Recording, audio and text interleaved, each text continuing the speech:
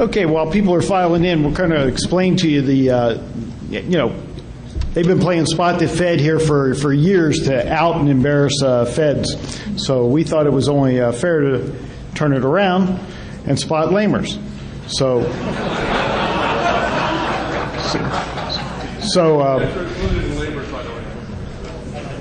Well, that goes without saying. Okay, so Priest, you want to ask the first question? Yes, sir. Who here has reenacted Monty Python's Holy Grail for fun? Which part?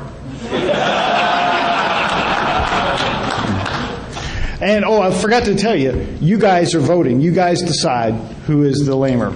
Okay, I'm going to take the second question, and I'm going to ask the number one guy down there on the end. Have you compiled your kernel today? Yes. You're a lying sack of shit. We're not talking about corn. Okay, Rod, we're going to start that in. Oh my gosh. Can you pass the microphone down, please? Who am I asking the question for? The next guy in line here? Anybody. Yep. Anybody. Okay. Free form. So, who doesn't expect the Spanish Inquisition? Nobody. All right. Yeah. All right. So who lives in their parents' basement? Upstairs, okay. That counts. Who can spell their first name in leet? Go. Let's hear it. Let's hear it. Oh, jeez. You don't get a microphone. You want me to give away my personal thoughts here? Yes. I'm not But that in leet, late. not everybody. Leet. Sure. Okay. 510. Excellent. Marcus, have you ever participated in a Star Trek marathon?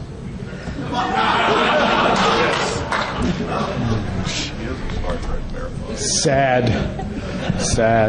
Who here didn't wait in line to buy their iPhone all night?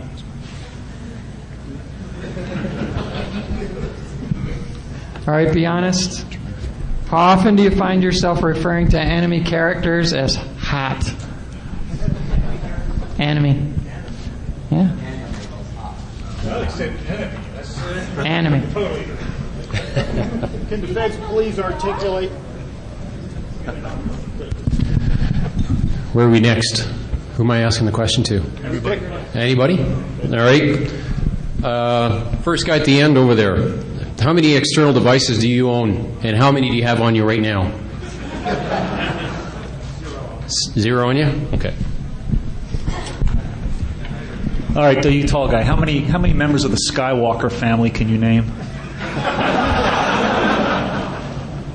First family or extended?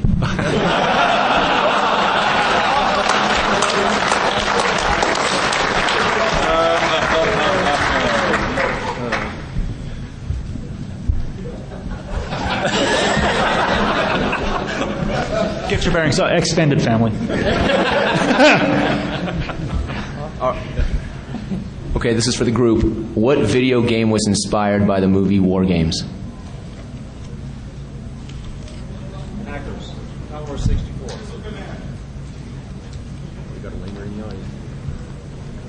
Come on up, sir. Tell me the answer. Anyone? The name of the video game is called DEF CON. Everybody dies. Pass the microphone, please.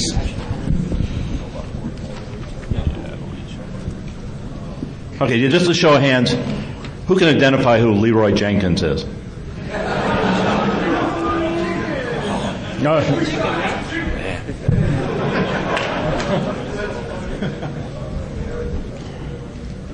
How many do we have in this group?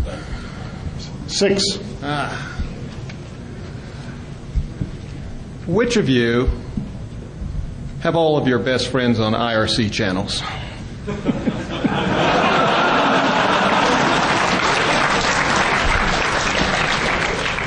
And the last question I'm going to take. How many of you have a 3-inch floppy?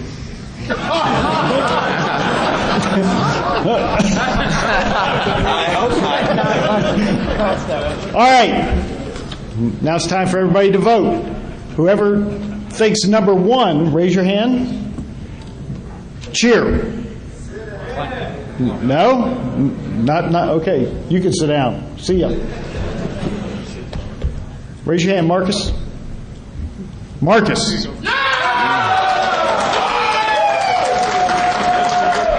Okay, you're staying. Okay, number 3, raise your hand. Okay, who's number 3? Okay, I think you're a little less than Marcus, but you can stay. Number 4, raise your hand, please. Who thinks number 4? Yeah! I don't want you to raise your hand. I want him to raise his hand. Why are you raising your hand? Okay, you can go sit down. Thanks. Number 5.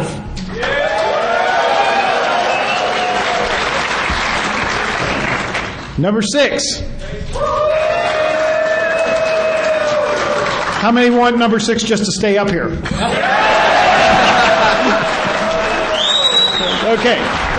Okay, now we're narrowing it down. For those new number 1. Number 1.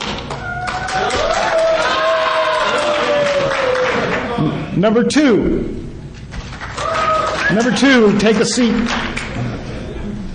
Number 3.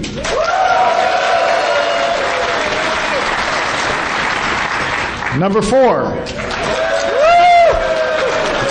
You're gaining. All right, we're narrowing it down. Number 1. Number 3. Marcus, you get to sit down. Number 1. Number 2. Okay, and you get to sit down now, honey. All right, congratulations to number 1. Come here. Okay, what we do is we give you a T-shirt. T-shirt says, "Meet the Feds Spotted Lamer." You must wear this today. And on the back it says, "Feds burn another lamer at DEF CON 16. Okay.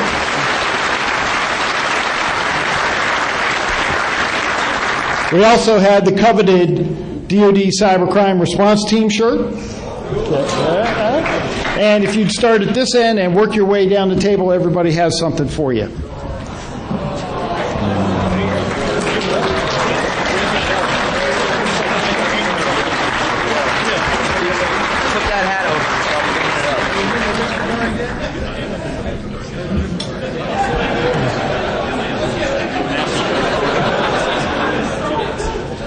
Talk to the man at the very end. He does this on Sundays also.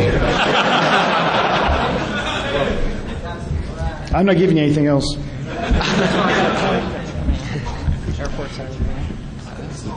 Air Force Cyber Command shirt.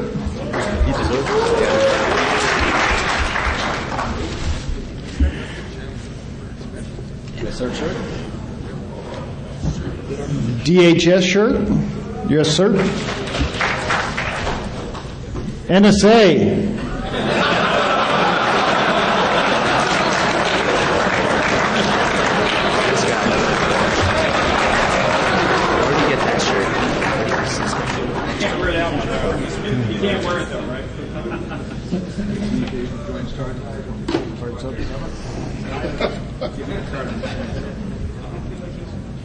Okay, we also have a free ride and vacation.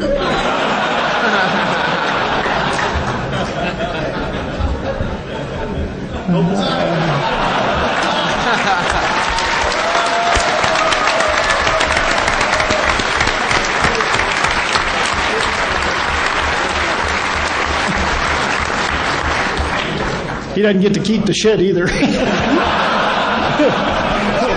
We use it again next year. Okay, what we're going to do, we're going to let everybody introduce themselves, talk a little bit about, give you a quick bio on themselves, and talk about what their agencies do. And once we finish that, then we're going to open it up to you guys for questions. Now, unfortunately, there's no microphones in the audience, so what we're going to have to do is form a line right here, and I'll share my mic with you so everybody can hear. Okay? So think of the questions, and when we do these questions, don't ask big government questions because there's nobody up here that's going to be able to answer for the government. They're here representing their agencies, so kind of, narrow the scope a little bit. Okay, never mind. Rod, would you like to start out? Hi, I spoke yesterday morning to most of you, so I won't take much time now. My name is Rod Beckstrom, and I'm the director of the National Cybersecurity Center, which is a brand new organization being created within the Department of Homeland Security. That's a JV with DoD and the Director of National Intelligence to foster situational awareness, information sharing, and collaboration across .ic, .gov, and .mil for cyber defensive purposes. And my name is Lynn Wells. I'm a professor at National Defense University in Washington, and I basically teach transformational things, what we want the national security establishment to look like in 10 or 15 years. And I came to this after several years in Office Secretary of Defense.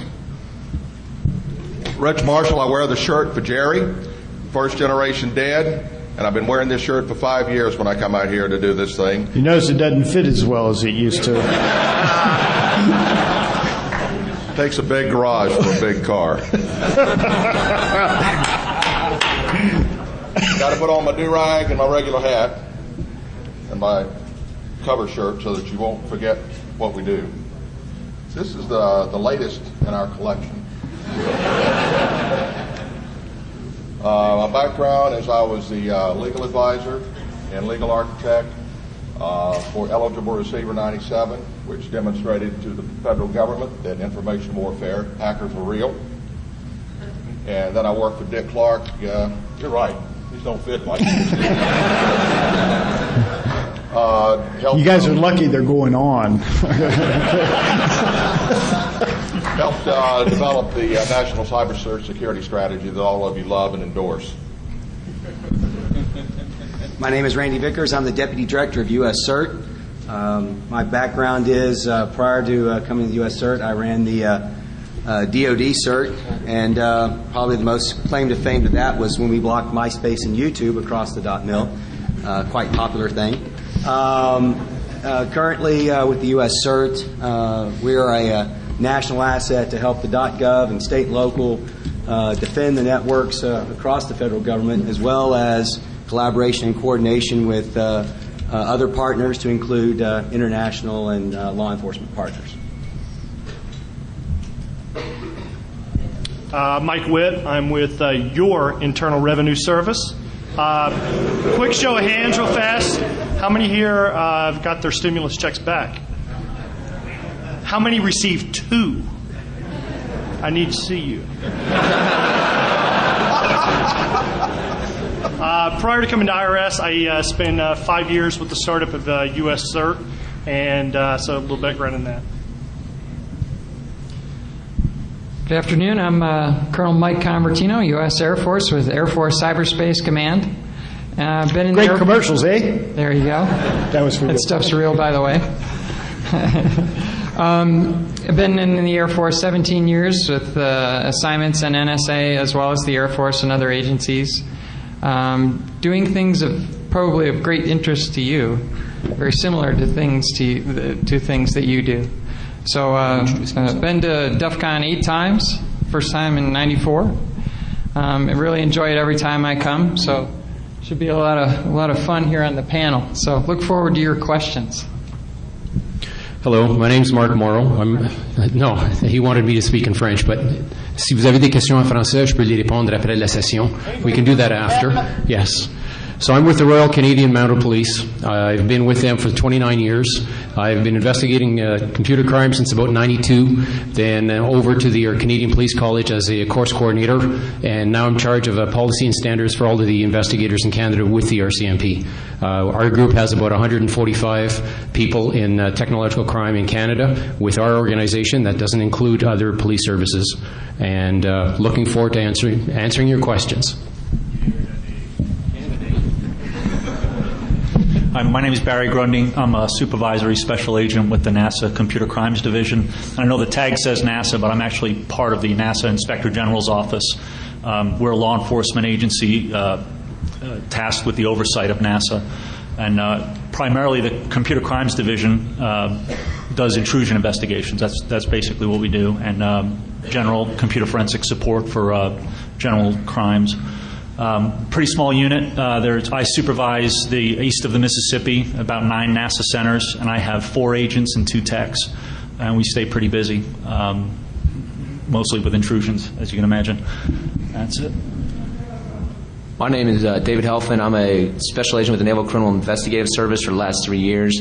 Before that, I was... How many of you like the TV show? Rock on. I play golf with him every Tuesday.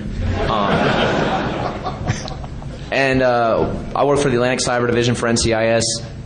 Basically what we do is computer intrusions. Me specifically, that's pretty much all I work on now, trying to protect the assets of the Department of Defense, specifically Department of Navy.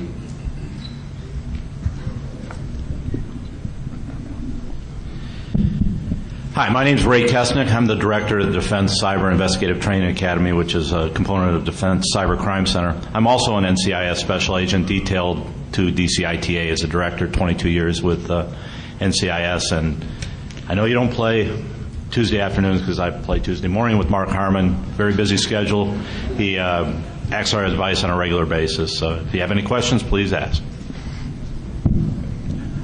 Hi, I'm Jim Finch, the Assistant Director for the FBI Cyber Division, and I'm responsible for all of the FBI cyber resources in its 56 field offices across the country. We investigate computer intrusions, both of a national security nature and criminal, as well as online sexual exploitation, investigation of intellectual property rights violations.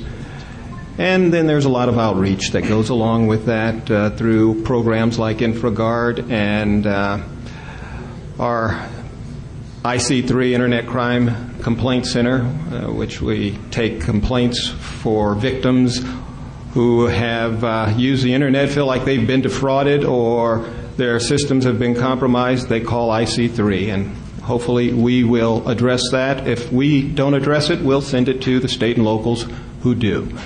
We also do outreach in a lot of other areas in the intelligence community, but that's stuff that's probably not of interest to you. But we work with each of these agencies on computer intrusions, as well as many of our international partners because of the nature of the Internet. That's it. In a nutshell. In a nutshell.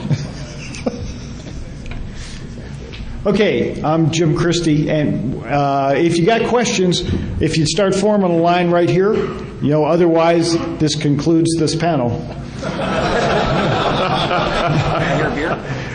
My name's Jim Christie. I'm a retired special agent with the Air Force Office of Special Investigation. It was assigned to Defense Cyber Crime Center for the last 7 or 8 years. I'm the director of Futures Exploration. And those of you that don't know DC3, our mission, we have the world's largest accredited digital forensics lab, about 100 forensic examiners.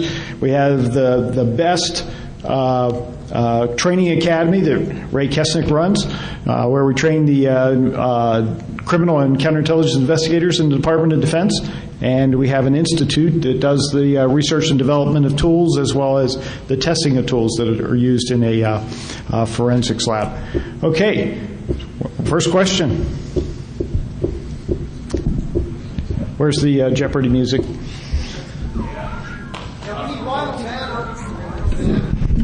Come on, need a victim here. All right. As far as it goes. Here. Representing 10% of the population that's here, how many of you work with women, have women supervisors, and have opportunities for women in your field?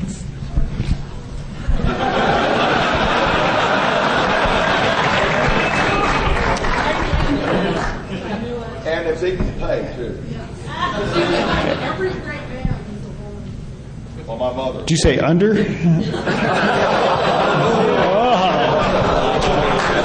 I'm retired. You can't hurt me.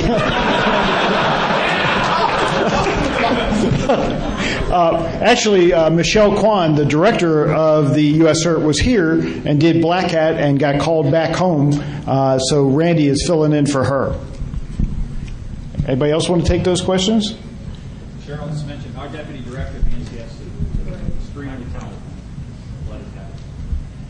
Okay, next question. Thank you. This question is for the Colonel. With the relatively new threat of malicious software embedded into networking hardware, how does Air Force Cyber Command intend to ensure control of its secure networks with insecure components?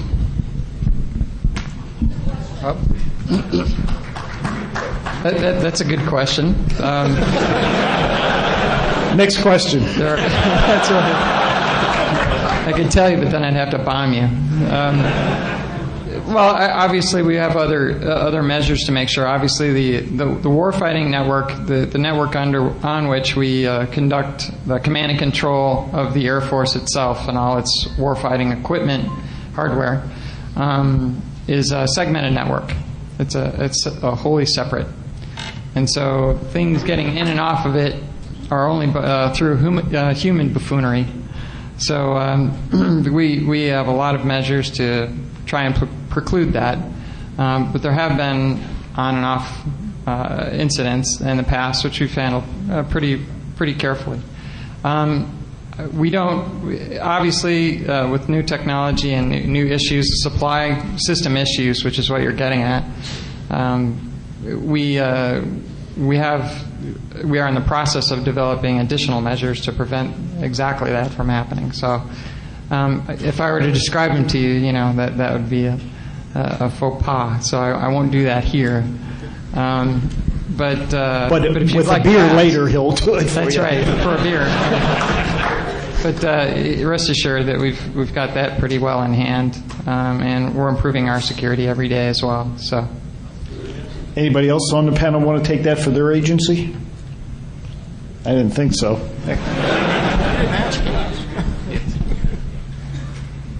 Hi, first of all, I want to say if you guys run out of questions, it's kind of intimidating to walk up here and talk about it, so you might want to just have them shout it out. But anyway, that being said... Is that English? That being said, my question is, if someone discovers something like a vulnerability or something in one of that is applicable to one of your departments, is there a centralized place that they can go to report it without having to post it on Slashdot where everyone can exploit it? Secondly, is there a way to fast track and get past all the government bureaucracy and really have attention paid to them? See me after for we'll talk about a free Navy lunch.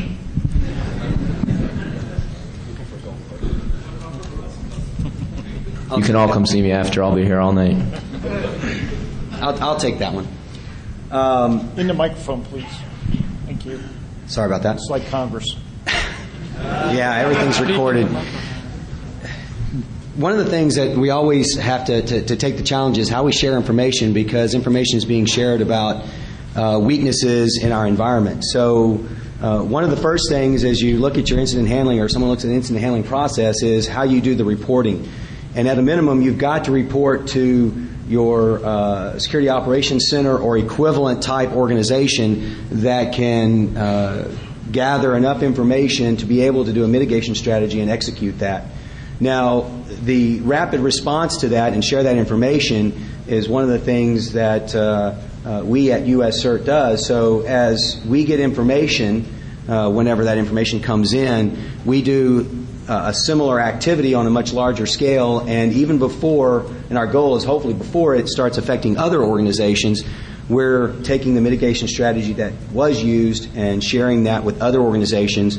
And as it becomes more widespread, we reach out to other partners to look at more extensive type mitigation strategies, and we post those, whether it be on our website or we push that to other organizations. And we also learn that as we start sharing that information, that we're seeing it, that activity is probably happening in other places as well. Anybody else? As far as just reporting at least an incident, I think it's important. If you call your local police service of jurisdiction, hopefully you will know who that is, and at least they will be able to point you in the right direction, I would like to think. I know that with the RCMP, you go to the website and you can find out the technological crime section and get a telephone number there. Start at least. I know that sometimes it can be, we're with the government, so you might think it's a little slow, but at some point somebody will be able to give you the right information, I'm sure. Might take a few phone calls, but hang in there. I think it's very important at least that somebody does step forward and report it. For the FBI, if you report it to any of my people and it's published on Slashdot, let me know. I want to find out how it leaked out. But that's one of the things I like to keep very close to the vest, because we hope we can develop a relationship with the public that they will have some degree of trust when it comes to reporting things like that will benefit the users as a whole. And I have yet to see anything reported to my people that was then published as a result of it leaking from my organization. Now, it could have leaked from places where it was reported that are not within the FBI. But if you report it to one of the 56 field offices, I guarantee you it shouldn't be published on Slashdot or anywhere else, because I want to pursue that investigation, and I can't do that, or we can't do that if information is leaking out. So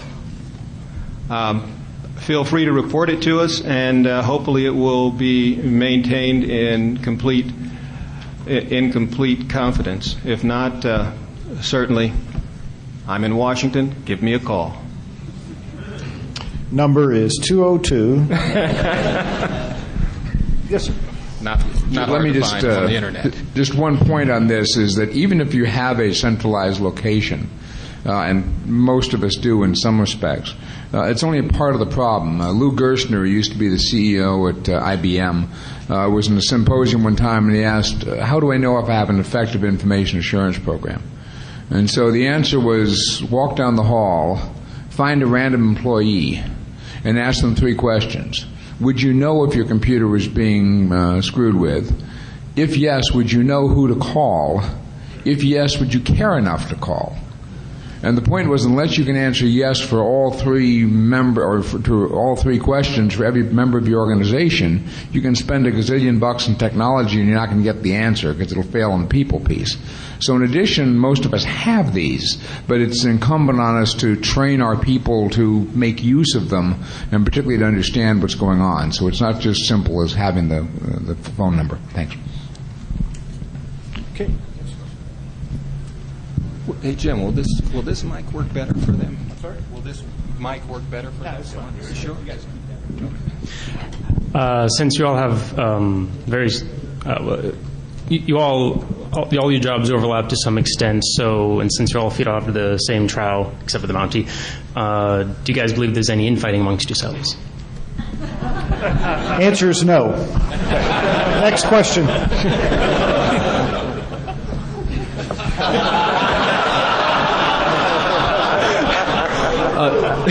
This one goes to the entire panel. Obviously, you're all from very different departments, and I'm kind of curious as how all of you got involved with the work you're doing. Did you come from predominantly technical backgrounds into the fields you're working in, or were these like predominantly military backgrounds that became technical?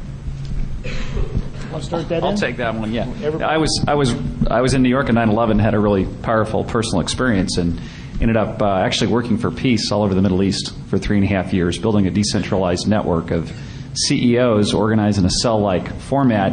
And out of that, co-authored a book called The Starfish and the Spider, and then was actually asked to help out the government and to help be an advisor to the Director of National Intelligence. and then got pulled into the cyber effort. But I've done tech companies for 25 years. It's my first time in the government, and I have to tell you, I'm really excited to be here. It's a great opportunity to serve, and as you all know, cyber defense is very, very difficult, and we've got to really think about the models that we use for doing this. So in my case, I'm not from a federal government background. I'm from a private sector, high-tech CEO and starting companies background, and a lot of nonprofit work. So I'm a new kid on the block, but there's a lot of opportunities in government, and we need people like you to come and get involved. And my background is career military, particularly Navy, but my interest has been the intersection of policy and technology. And so I was happily working in the Undersecretary for Policy's office in the mid to late 90s when someone said, there's this thing called encryption policy. Would you like to talk about this, or would you like to get involved in this? Well, anyway, that's what sort of got me involved in this, led to Eligible Receiver 97, Rich. And so I sort of got into it serendipitously, but I've really enjoyed it. And I second what Rod said. There's enormous amounts of talent out here in this room. If you want to have a chance to work on issues that are historic, greater than yourself, as long as you sort of haven't crossed a line into felony behavior, we would love to have you. And, how many have felony convictions? There is a website called firstgov.gov that'll lead you down to any job office that open in the federal government. I just encourage you, if you're interested, to take a look at applying for those. I don't have a technical background at all. It took me 4 years of college to complete 2 semesters of physics, so you can tell I'm working upstream. I have a postdoctorate in international and comparative law, which prepares me adequately for what I'm doing. The neat thing was when I was the Associate General Counsel and was charged with helping out to develop some legal techniques for doing computer penetration testing, I had kind of this weird notion as a lawyer that it might be helpful if I understood what my clients were doing. And the approach I took was, you need to make sure I understand what you're doing sufficiently. Don't tell me what you think I want to hear. Make sure I understand what I need to hear, so that if things go bad, I'm an unindicted co-conspirator with you. We go to jail together, I just don't come and visit you. That's a pretty powerful message. And so I sat down with quite a few hackers, learned some very interesting techniques, got behind it, and they were extremely gifted in explaining how things work. And it was an amazing epiphany, and I've just been in love with it ever since. It's just been absolutely phenomenal. And the kind of work that you're doing on the legal side is absolutely critical to making sure that our systems continue to work. So thank you for the good things that you're doing. I had a similar background. I started out as an infantry officer in the United States Army and decided I kind of liked this computer thing long before networks, when we still had rotary dial phones and that kind of stuff, but not cards for programming. Not quite that far back. But the Army, in its infinite wisdom, decided to send me to grad school and send me to an organization where I got to work with public key infrastructure, and then realized that though fun, it wasn't where the rubber met the road, and started working with computer emergency response teams in Europe and the DoD, and then saw the challenges of the federal government because of the challenge of defense versus offense. Defense is much harder and a greater challenge. So since I can't be one of the cool kids like you, I wanted to try to do what I can to do the operations piece, and that's where my passion lies, and so that's why I'm where I'm at.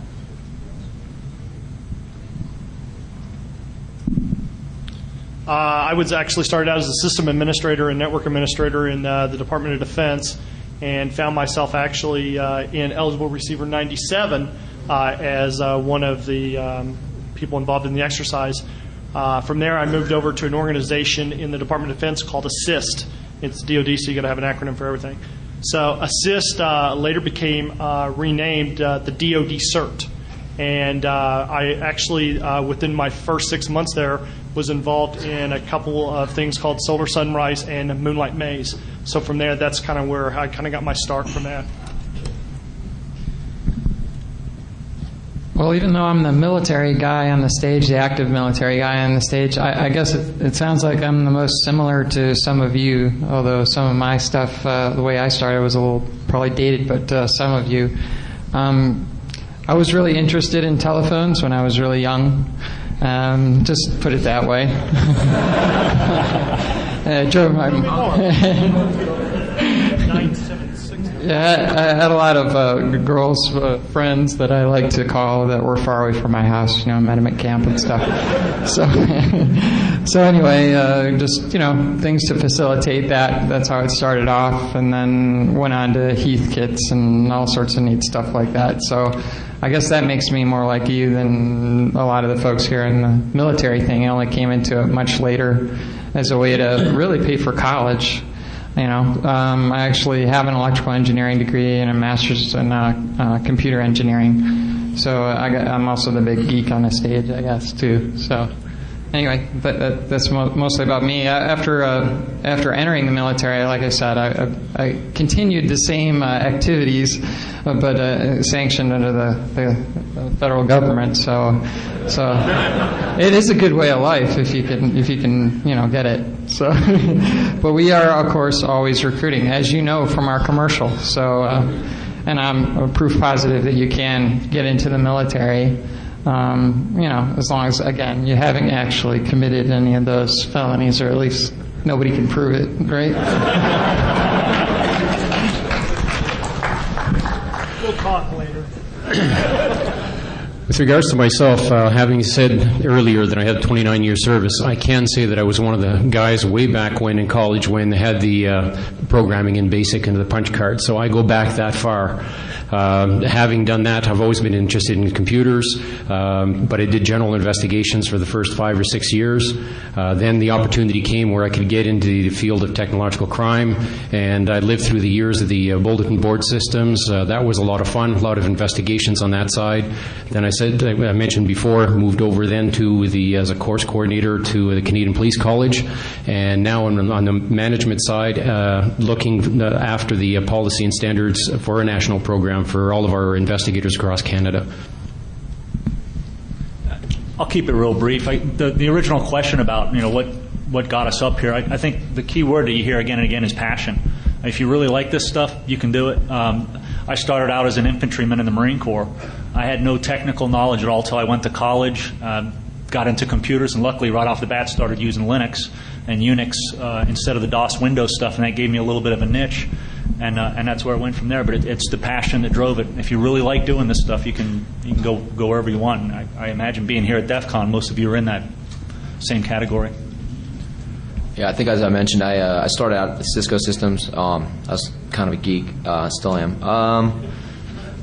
I just started going to grad school about 5 years ago. I was just looking for something different to do. Took some classes.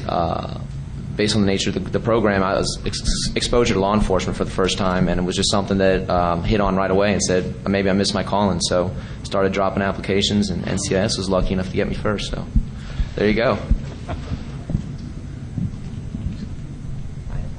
A lot of smart guys up here. Anyway, 29 years of law enforcement. I decided I liked putting bad guys in jail, and figured out several years ago that there are a lot of smart cyber guys out there, so I decided I need to get smart on that.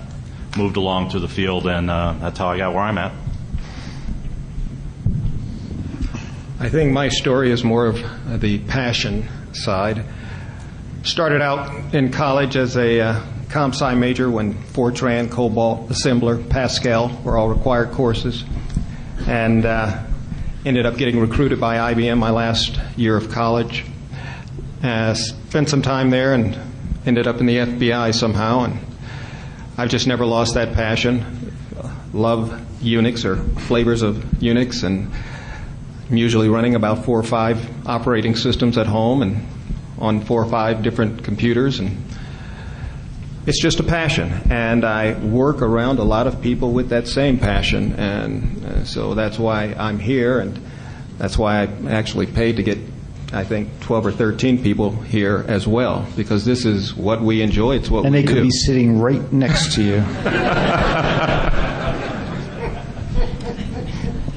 I guess I got into the field just by luck. Back in '71, I was in school, and I didn't have enough credits to keep my student deferment, and I wound up flipping the lottery. You guys remember the draft, and you guys don't even remember the draft. So joined the Air Force very quickly, and luckily they made me a computer operator, system administrator.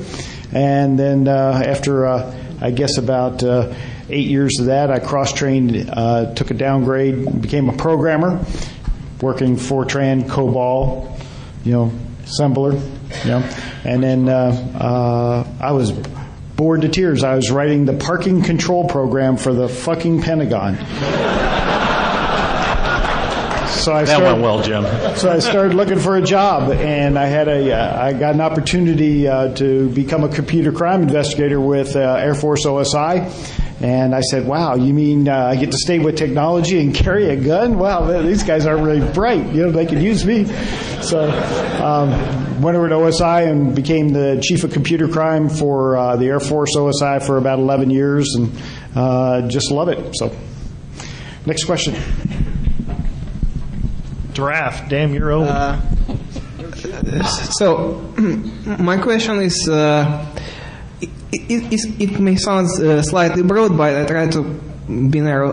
Anyway, so as far as I understand, the very presence of government agencies on such a kind of event, it means like appreciation of the work being done by independent specialists. But I would really like to know, not to know, but get recommendations from officials, from federal officials, how to avoid the borders between research and something which is not anymore research, which can be treated as a crime already. Something that happened to Sklarov Sergei in this meeting 5 years, 2001, or something that happened with Robert Morris when he wrote his Swarm and it just escaped the cage. Speech or what?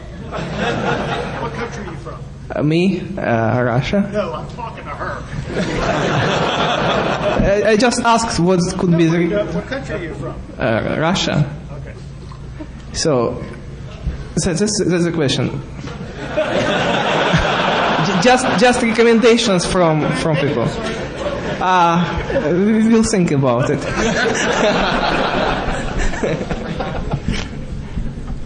Anybody want to take that one? What was the question? Sounds like your kind of question.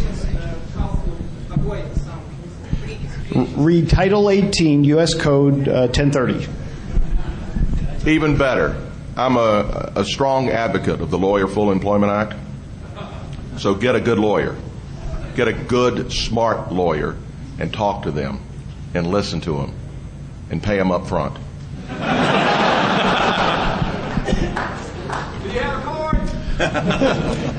He said smart lawyer. That's why he's here. He's on every panel. I'm just joking. Next question. Many of us in information technology security feel like our entire lives are under constant siege. At work, our systems are exploited. Our companies often don't have the resources to protect us. At home, social engineering from our peers or people we happen to talk to social engineer their way into our lives. Personally, women are often have the feeling they're running around with a target on their back because people want to see just exactly how good we are. Do you also have this experience of having your entire lives exposed to, the government investigations, which we do, running afoul through our Nmap scanning and following back some of our things, and as well as just as a matter of protecting yourselves, and how do you deal with that impact into your life?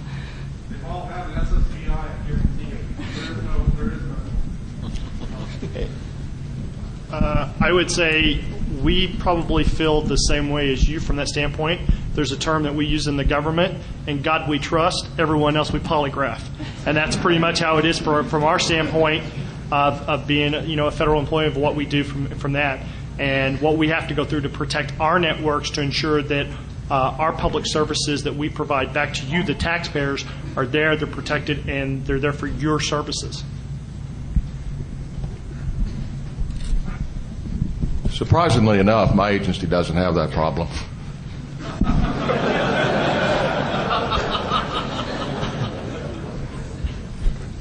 Anybody else want to take that? As a government employee, especially when we get clearances, you're back. You have no secrets anymore. And like Mike said, polygraphs part of that, background investigations that take forever and cost a lot of money. There are no secrets. Question. Jim, let me I want to go back to address this with the passion that a lot of us have talked about. I mean, one never comes to a convention like this and goes home feeling better from an information security point of view. I mean, the enthusiasm, the energy, and the ingenuity that you all display out there always comes out with some kind of thing that causes those of us who are in the defense business to have to work harder. And yet it's that passion about this for protecting not just government secrets for the purpose of secrets, but for to be able to promote what we hope is the betterment of the American people's livelihood that keeps us going. So I think, we see a target on ourselves all the time. I think most of us go home and look at our own home networks and say, geez, what are the problems we're going to have personally if something happens? And then go back and try to do it again, because there is no answer to this. You never cross the goal line, never get to spike the football. And it's that passion that keeps people going. Jim, I'll make a quick comment. Yeah, I just want to say, I have a lot of empathy with what you shared. I think it's a challenge for all of us in this new world of, incredible potential transparency. And I also want to recognize that all my colleagues here to the left and myself have kind of signed up for a program where we've given up, a lot of our privacy in some fashion. In fact, when I had to make the decision to step up and serve the government and do this, it was one of the hardest parts of the decision, is to go from being a completely private citizen to saying I'm willing to go through just incredible, unlimited background checks, et cetera, to come and serve the government at the time as a volunteer, as an advisor. So I think that for some of the federal employees, it's even more challenging than for individual citizens, because we have all the same threats from hackers and everything else going on. Plus, we have signed up to a level of responsibility that we have and openness. So I think it's a common challenge we all face, and I think everyone in the federal government is very sympathetic. And I think you probably took a significant cut in pay as well. Yes.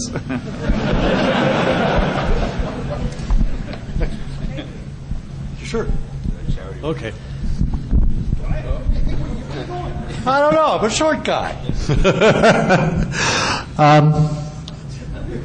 We're probably living in one of the most profound revolutions that have taken place since the Industrial Revolution.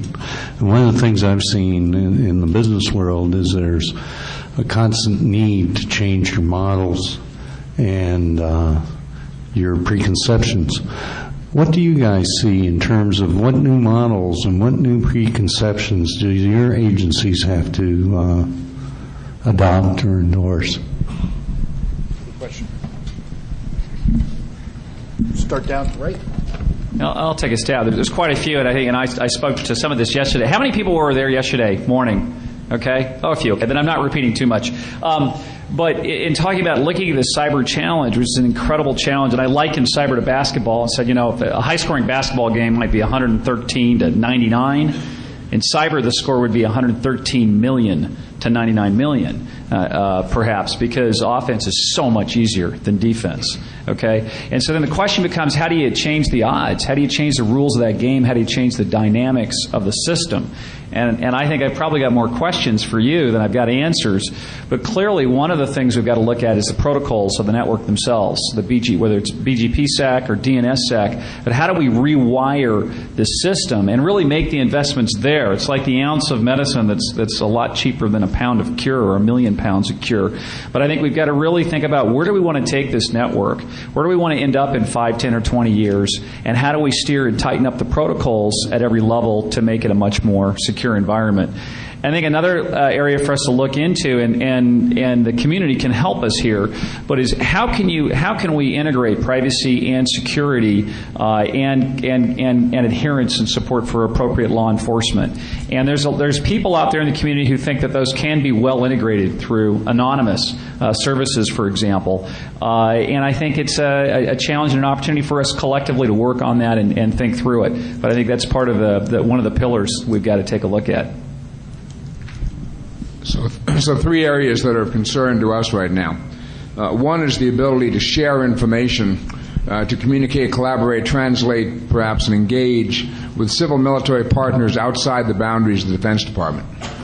And the point is, unless you can effectively engage with these folks, you can't achieve the social, the political, and the economic goals for which the military was committed in the first place. This is not a nice-to-have adjunct to the kinetic phase of warfare. It's got to be a core part of the strategic thinking from the beginning. So how do you do that? How do you protect, on the one hand, things that need to be protected, at the same time encourage people to be thinking about how to share with the people who are working with you from business, government, and civil society to get the broader mission done? The second piece, there's a very interesting initiative called S3, which is Social Software for Security. And if any of you take a look at Mashable.com the last week, there have been 2 posts on this, one on Tuesday, one on Wednesday, by a guy named Mark Drapo. Over the past couple weeks, we've been able to put together over 1,000 different instantiations of social software. And the main point here is to understand how the government can make use of the incredible energy out there in the private sector. We're here with an acquisition system that will deliver by the second quarter of fiscal year 2010 some kind of a program. In the meantime, you guys are turning things in weeks. So how do we find a way to responsibly capture the energy and make use of it? Because there are lots of other people who may be wishing us ill who are out there taking use of it. And the third point, which goes, I take the point in anonymous behavior, but the issue of identification and authentication from a long-term sort of macro defense of the network and attribution of who's out there trying to attack us on a nation-state basis is a critically important factor we've got to find a way to work on. So thank you. I think one of the things that we have to first look at is we have to understand our environment. Our environment has changed, and I alluded to the rotary phone and all these other things, and what was a network and what is a network today, and the speed at which things do. If you use an infantry analogy of infantry warfare, it hasn't changed since the first person picked up a club and attacked his neighbor over food. The thing that changed is the speed and distance at which it's executed. So if we keep fighting Napoleonic wars with modern technology, all we do is annihilate each other. If you take the same approach with what we do, is we have to understand the environment and how it works. We have to go from securing physical devices on our network to securing the data, the intellectual capital that we're wanting to preserve. And unfortunately, that hasn't been accepted all the way across. We're starting to do more of that, but you got to do everything from labeling types of data and doing stuff. So there's paradigm shifts in how we execute the technology to prevent certain things. It's not just about another device that we put somewhere in line to do some other type of thing. So you have to look at the difference between the infrastructure, and you have to understand what your mission is to be able to defend and work your mission. So you've got to take it looking at the risk management piece. From a security perspective, risk management is the weakest thing. You don't know how to define the return on the investment, and we have to better articulate that to be able to put the proper mitigation out. Sometimes you leave something open because the risk is worth it because the cost to implement something is too high. But that has to be done, and we don't do that well. So one of the things that we have to do is start doing better risk management and risk structure. So it's just understanding the environment and changing with the environment, and not sitting as Dr. Wells said, of going the acquisition strategy that takes 5-10 years to implement a change. Well, that goes way with policy and everything we do. Hey, if you guys don't talk, you lose your microphone. Thank you. I would like each panelist to offer an answer. Should only count for a couple of words each. So what organization or entity, state or non-state, foreign or domestic, do you currently regard as the greatest threat to your organization? And if you can't do that, if that's too touchy, just say a category of actor. Let's start at this end. Oh, thank you. We've certainly identified certain countries as threats. We have those, and clearly we've identified those as physical threats and technology threats. I won't go into the Middle East. I won't go into Eastern Europe or Asia, anything like that. What I will tell you is we have categorized them quite well. Barry says you had 2 words. That's all. Yeah, but what would you like? Would you like the number of alpha characters in that country? Canada.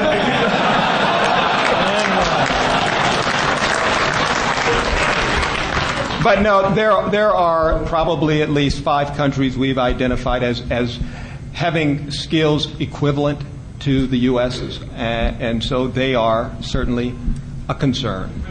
I can't tell you that. Come on. All right, greatest threats other than the FBI. Be 5 letters, starts with a C.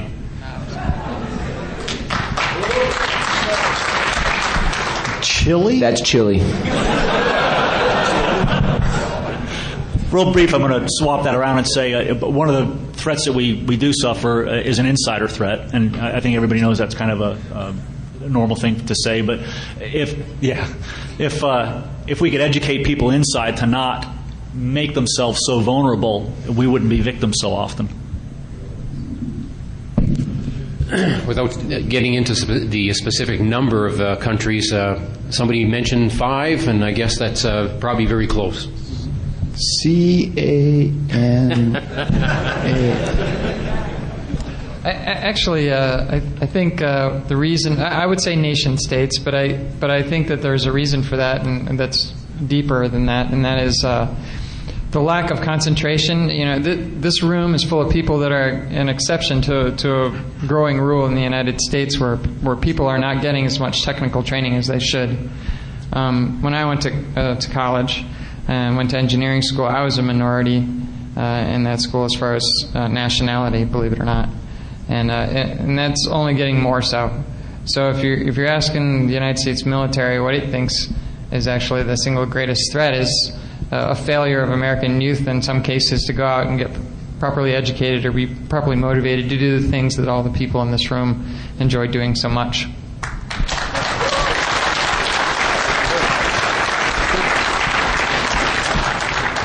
Anyone but me.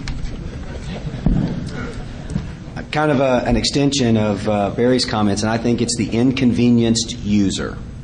It's a different type of insider's threat. It's the one that says, when that pop-up says, do you want to do X, instead of thinking through, first of all, it shouldn't pop up, but it's clicking, yeah, it's a feature.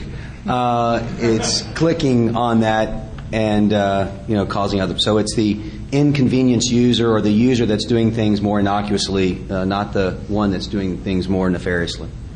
Name a country. Yeah. Biggest threat, 3 words: unknown, undocumented features and software.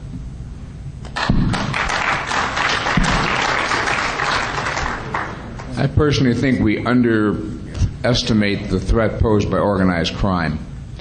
But what really bothers me is the patient, sophisticated, long-term insertion of malicious code, either through supply chains or through penetrations, insider or outsider, that lay the conditions for who knows what at some point in the future.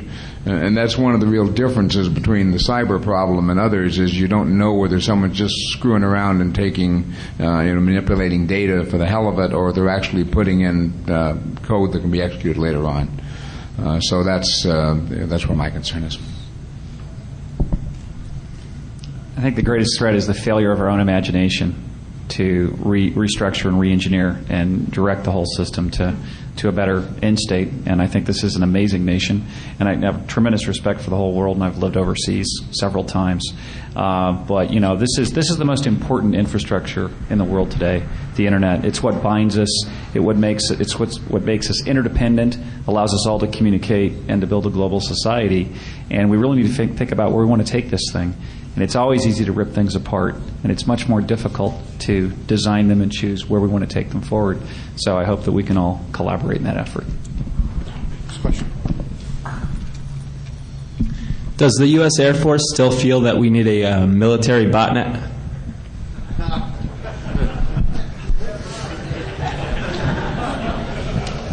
I called that guy after he said that stuff, and I asked him what the heck he thought he was doing. That to me, that's a non-elite way to do things, in my opinion.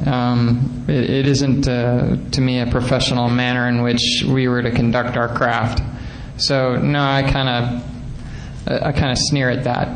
Let's just put it that way. That wasn't an Air Force position. That was a particular colonel position. I was just wondering what you guys look for in recruits, or just some new technology maybe that you guys look for. I'll take the first. Trainability, willing to learn, and willing to work hard. And can get a clearance. Yes, because those that are compassionate about the job and really care are going to take that extra step to do the right thing day in and day out. And having 15 degrees, 35 certifications, yeah, that's great. Get you into the door, but you got to be able to work the hard hours and the time to want to defend the things that we hold most dear. I'll just add on to that. I think you kind of got it from the other panelists up here, is passion. Those that are passionate about doing the mission of what we do and stuff, that's the people we're looking for. That is the people that we're seeking to find, and also pass a tax audit as well. And you have to be actively seeking a pay cut in many cases as well. One of the things I'd like to throw out there as well is for anybody that was looking for a job in today's society, people that are applying, actually that open source is available to everybody. As somebody mentioned before, the use of the internet is available to everybody. So I don't think it's a surprise to anybody here that a lot of the companies, whether it's law enforcement or any other type of company, they do use that open source to try to find out some of the backgrounds. And I don't need to be telling anybody here that is using a lot of the Facebook. A lot of that stuff does come up. So again, yes, getting security clearance is paramount if you want a job with law enforcement, I guess. One word, and that's sacrifice. I think sacrificing the good salaries that you guys might be making out there compared to what we make up here, willing to work long hours, those kinds of things. My question's a little bit more just in general, but for each agency, I'm curious, just your opinions. There's a lot of talk, and it comes, especially through the media, but balancing privacy and anonymity and things like that versus the transparency for law enforcement to look into citizens' lives and to, investigate data and mine data and harvest data and compile it all and keep databases on people. And how do you guys each feel in your agencies about how you have to balance that? And is privacy something that you guys think about when you're performing investigations? And is that something that comes up a lot, or is it something that you feel that gets in your way and you're looking for more transparency? How do you guys think about that? Hey Jim, start at that end, would you?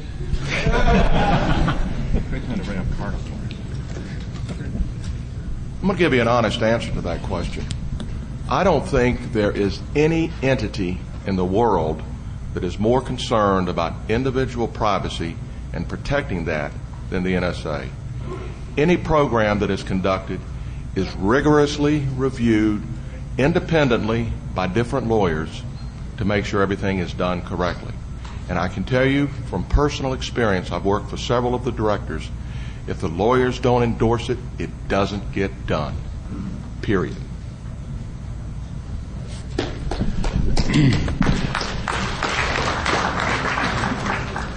I was just going to add that I don't know if some people here are aware, but in Canada we just had a recent policy implementation from CIRA, Canadian Internet Registry Authority, whereby the WHOIS information under the .ca has been taken offline. Now, and that's with regards to the privacy issues that keep coming up and that we have to struggle with. And mind you, the struggle is not only with law enforcement; it's with everybody. So we have to find ways to adapt and try different ways of doing it. Certainly from a law enforcement perspective, that was certainly not the best option. It's not something that we wanted to have, and we know that it doesn't bode well for the other law enforcement agencies around the world. However, we have been able to come up with some exceptions, for example, under child exploitation, whereby we can get access to that information. So those privacy rules are there, and there are the reasons for it. We just have to find ways to adapt and to try to find some ways of working together, and I think we're well on our way in doing that. All of us who are up here in a federal context have taken some sort of an oath that involves supporting the life, liberty, and pursuit of happiness of the American people. And that's why we're doing this. And certainly the privacy of those people is a core part of this.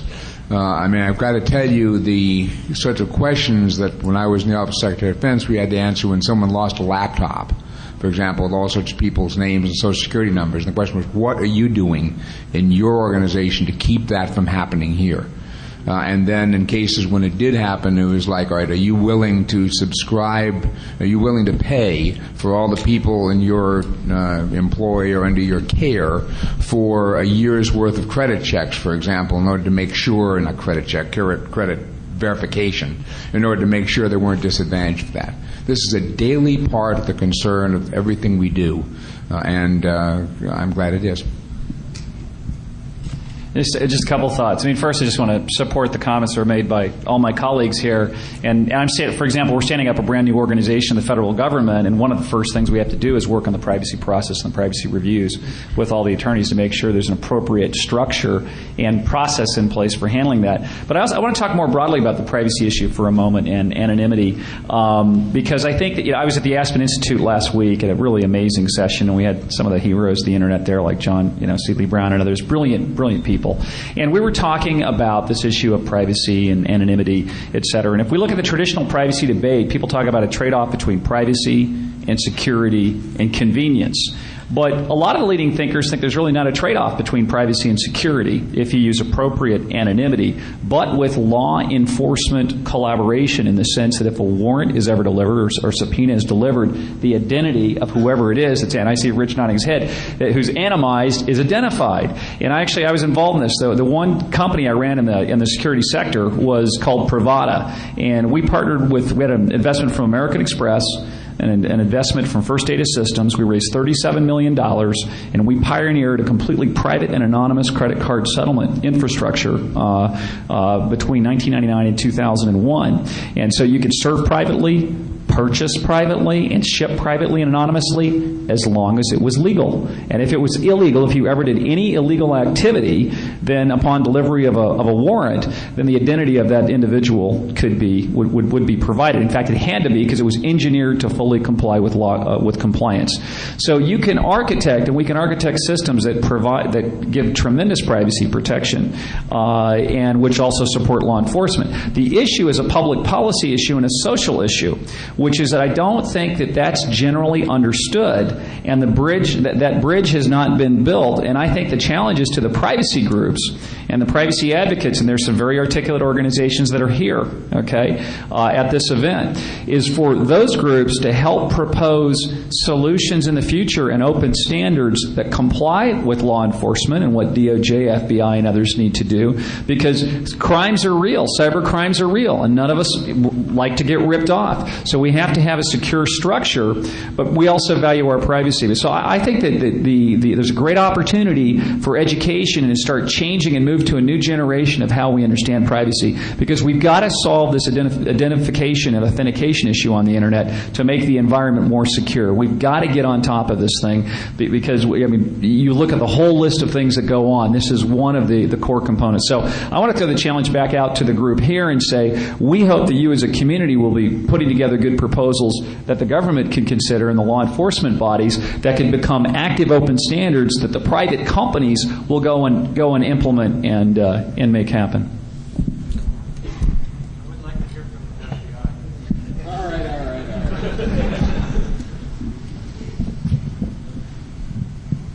The FBI we are limited by the same rules, regulations, policies, and procedures as every other agency sitting at this table.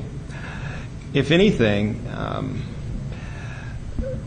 privacy is the first thing we have to consider, or we do consider, when we are requested to accept information or share information with someone. Is this a violation of their privacy? How will this be perceived?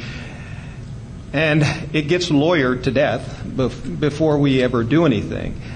My concern is we have the general public looking at what information they're providing to the government.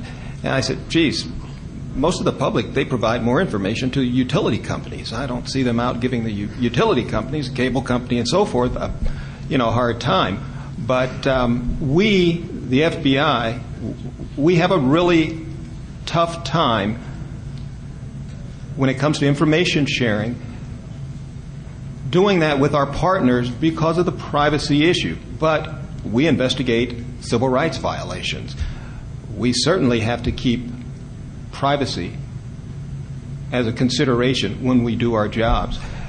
That may not be something that most of you are aware of, but I live with that on a daily basis. And when my agents are out, I say, look, you need to ask another question when someone says, hey, I have a database of evildoers, people trying to attack my network. Let me hand this information over to you. And I said, well, first of all, you're going to have to go one step further. Ask them, how did they come to be in possession of that information? They have sensors out there, because you would assume they're collecting information from their own network. Well, did they hack a few other networks to acquire that information? Is this information from their own sensors? That is how concerned we are about the privacy. I would just as soon refuse to accept information than to violate someone's privacy, because I don't want to deal with the heartache and the grief if it is determined I have information I should not have that is PII, personal identification information, social security number, date of birth, name, address, so forth.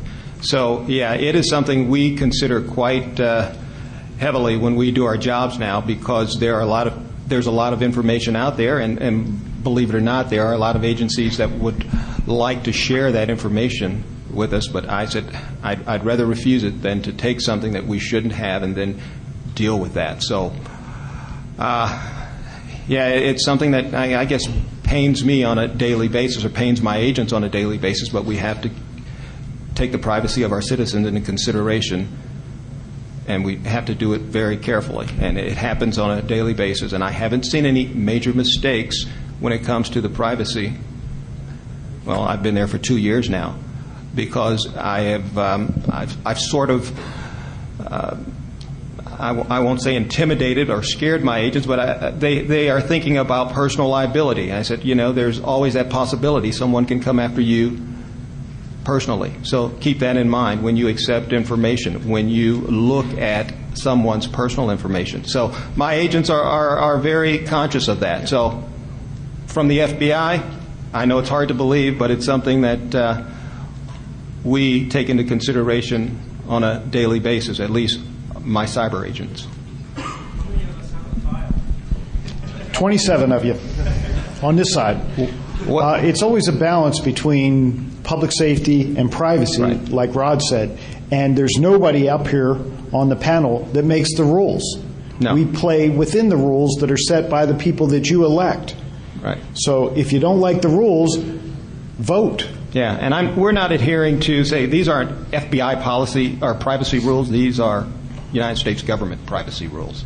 So, and I have the Inspector General who comes and looks at how we handle the privacy issues on a regular basis. One last comment, which is if you're living in the United States of America and you're worried about the U.S. government and your privacy, you may be worried about the wrong government or governments. True fact. You have any names? Hey, Mark says you don't have to worry about the Canadian government.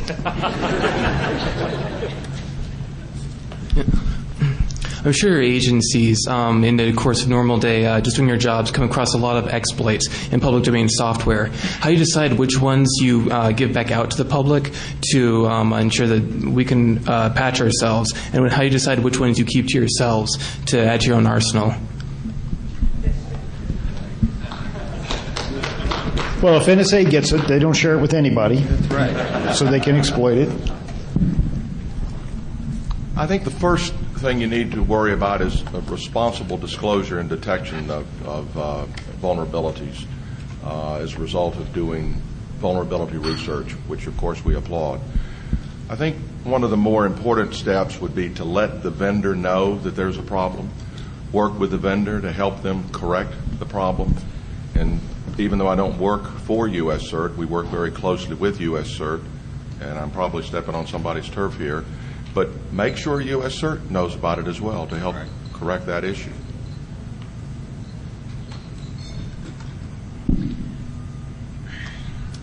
You know, that is, there are processes that there are groups as we speak that are going through to talk about vulnerability equities and the processes at which those are handled. And those discussions are being held at very high levels because that is an issue that we have to consider. Because if you think about three bubbles that float out there, one is, or two of them are actually folks here at the table, the law enforcement, counterintelligence, and the intel community. But you also have the public and private industry who's not represented at this table. They all have equities. They all have things that they do to do their mission to help do what we do and, to protect that intellectual capital. So there is a thin trade-off, a fine trade-off of what you give, what you don't, and what it's used for. Some organizations that discover it probably won't disclose it if it can be used for other means. But it's a question that has to be asked, and a group has to discuss it, and it has to come to a common decision, and then it has to be handled appropriately based on the risk management piece that I mentioned earlier, is what is the mission impact of what we're trying to do. Because from a net defense perspective, my definition of attribution is different than those other three bubbles. And I'm about defending the network, not about handcuffs, not about exploitation or things like that. So we all have our different equities that we have to resolve and get through. So it's got to go through these processes, and sometimes it's back to the vendors, and sometimes it's back to the public domain, depending on what types of categories. But it's a very hard one to answer, but that's one of those things we have to answer on a regular basis.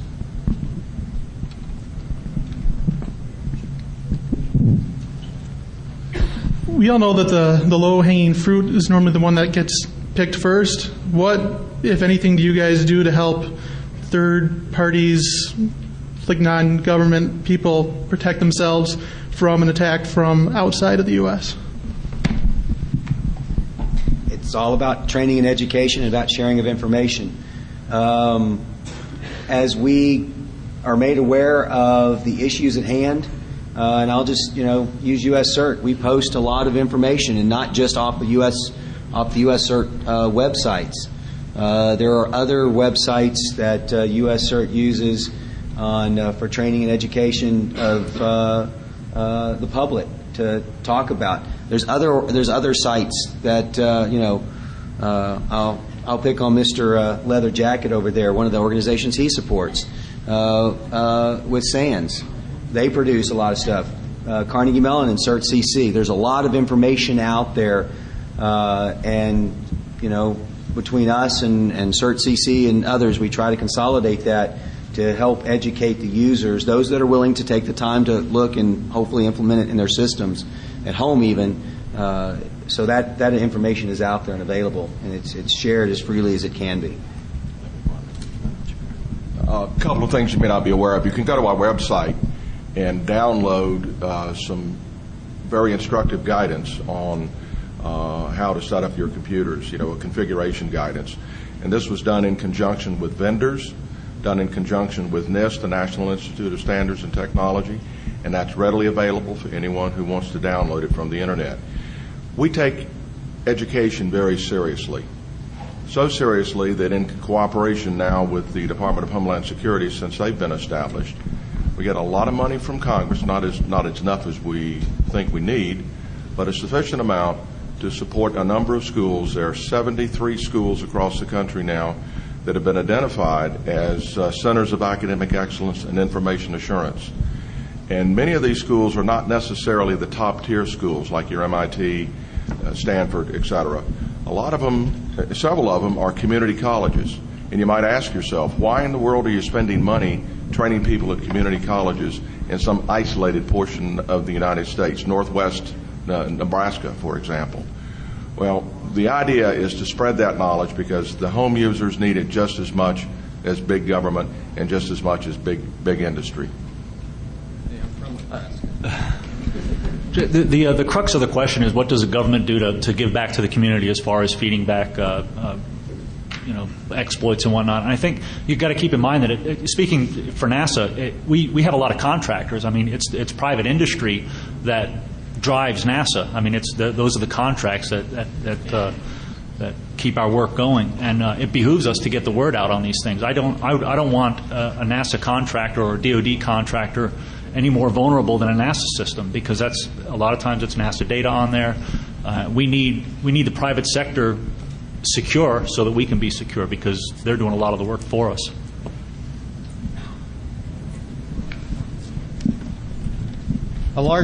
A good percentage of our investigations, our joint investigations, worked with our international law enforcement partners.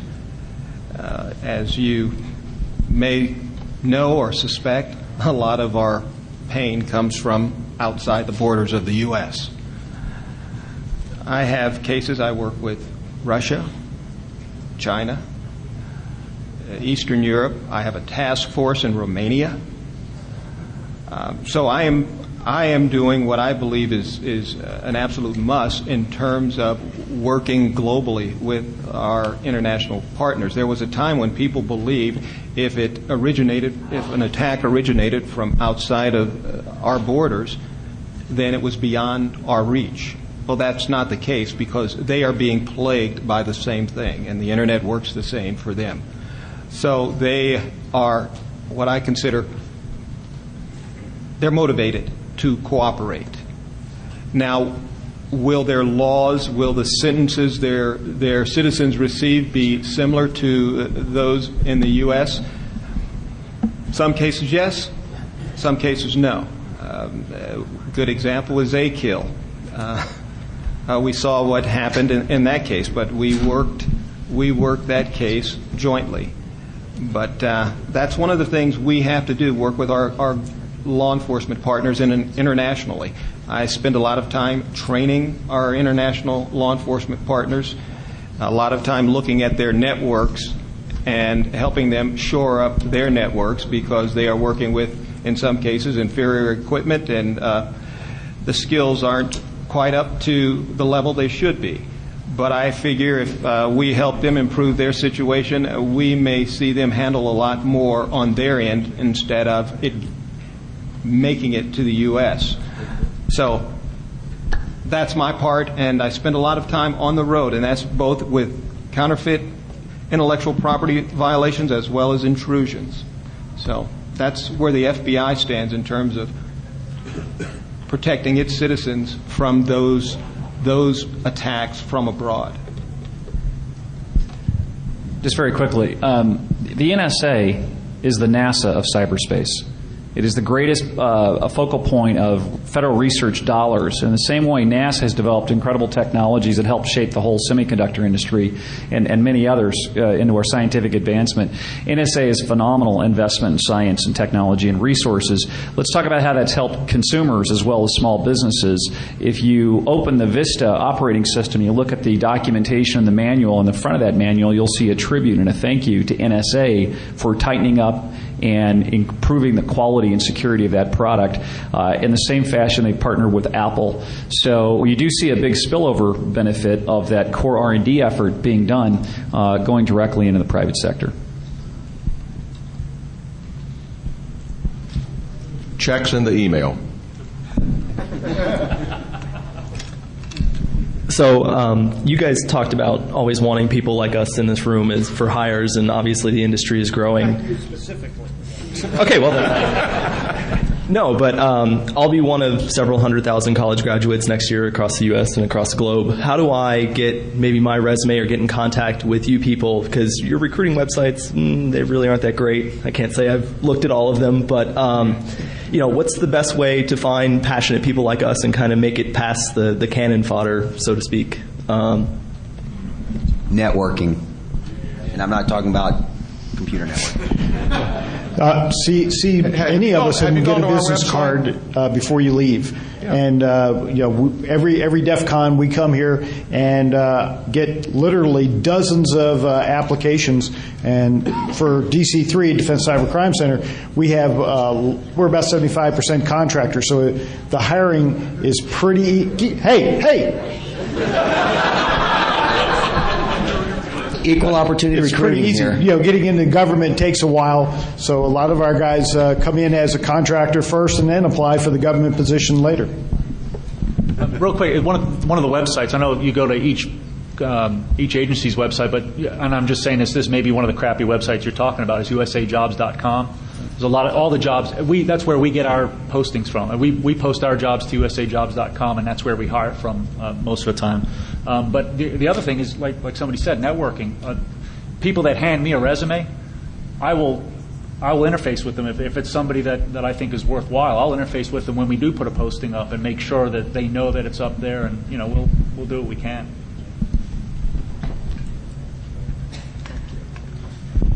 So am I to understand that Vista is the NSA's fault? Is that what happened?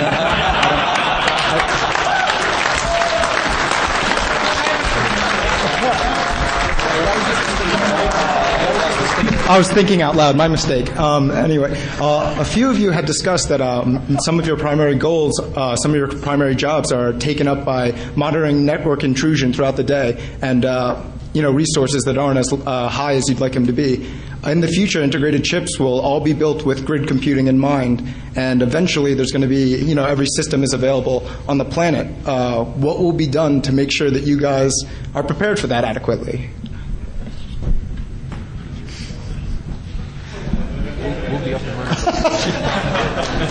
Thank you. Okay, next question. So send research dollars.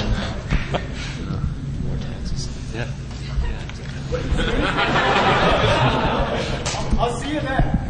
In answer to that question, y'all are the rocket scientists. Y'all help solve the problem.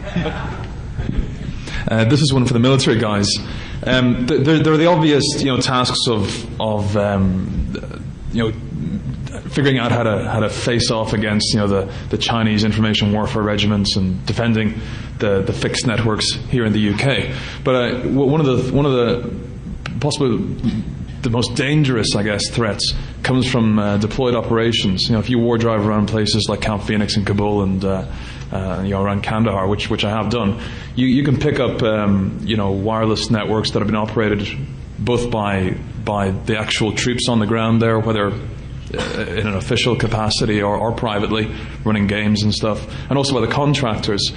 How do you guys deal with that threat? What sort of policies, what sort of measures do you have in place to kind of prevent information leaking out and the bad guys sitting on a hill 3 miles away with a Pringles can intercepting the information on when the next convoy is going to be going out?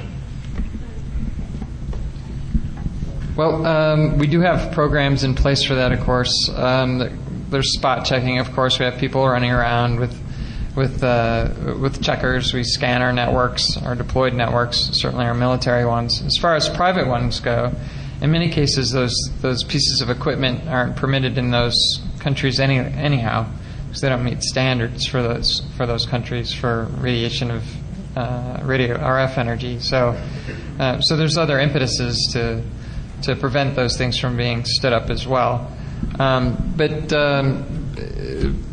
fundamentally, the risk to those things are handled in a number of ways, aside from those checks, including inspections of gear and items that are going to the area of responsibility, the war zones. There are confiscations if you're caught with such equipment. Those things are simply taken from the soldiers and are not returned.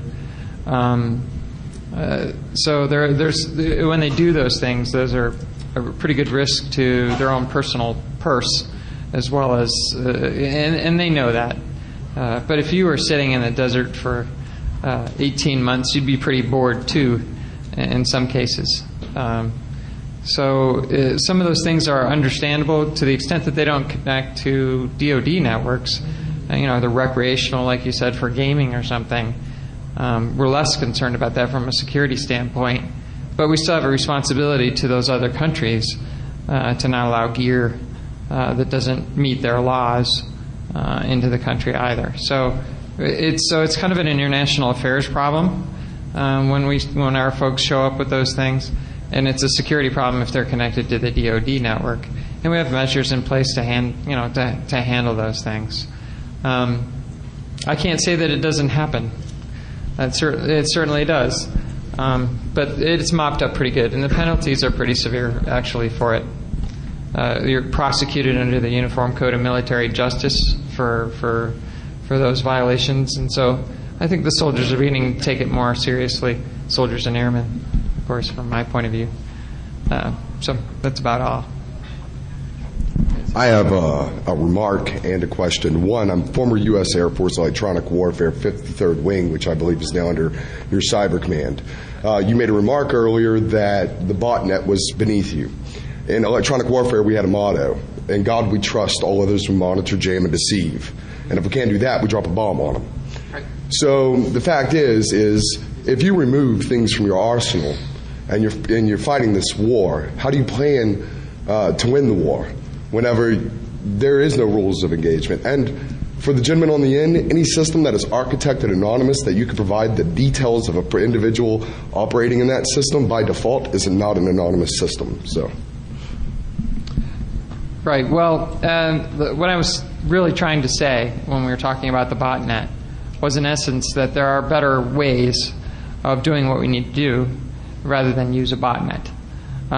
And if given the choice and a fixed budget, I have to be responsible with my budget. I don't think I want to take more money from the Treasury than I absolutely need to do the job. There are much more effective weapons that you could pursue rather than a botnet. Far more effective.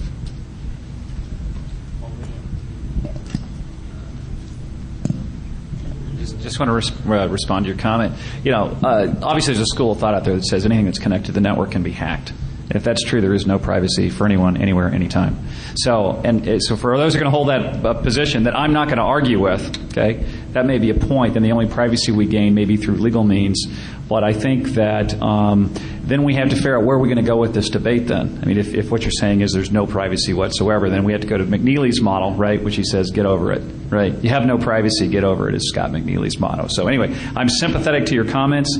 I don't, there's a body of hackers who would say anything that's connected can be hacked. And I'm open to listening to that debate. I want to come back actually to the grid computing thing real quickly because we didn't respond to that. Cloud computing is becoming huge, okay, and hosted services are becoming huge across the network. It's a structural shift, one of the greatest structural shifts we're going to see in whether you want to call it services outsourcing or application outsourcing. I don't know, I just have this intuitive sense there might be some greater security opportunities for us in that from the government's perspective. Because the government, you think of the United States government perhaps as being this huge centralized thing. Okay? In fact, it's massively decentralized. Okay? There's not only 12 departments, there's countless agencies, tons of components and offices. There's thousands of things going on out there in the government. And not every group is going to have the same level of sophistication in securing their information assets and their networks. Hosted services that are run by world-class companies with tens of billions of dollars of market cap and a lot of liability on information security in some cases may be able to do a better job of that than a small office in some service. So, I'm sorry? What liability? Well, like the payment TJ Maxx just made on the credit cards, right? You saw a $50 million payment. I call that liability. So there is liability. Now, you can argue, by the way, and there's an interesting policy discussion of whether there should be more liability. What should be the liability that various parties have in the system, and would changing those economic structures lead to more of the behaviors that we want to see in terms of protection? So just wanted to touch on that. Thank you. You guys are the security experts for computers for our government. What is your department doing to educate the rest of the government on unsecure systems such as e-voting? For instance, do you talk with Congress and educate them that we shouldn't be using these systems since they're clearly not secure? Well, let me start with that. We had about 10 congressional staffers, both from Congress and the Senate, at our facility this week, trying to educate folks and prioritize limited resources, where they need to go and what regulations, what doesn't need to be regulated, etc. So, anybody else?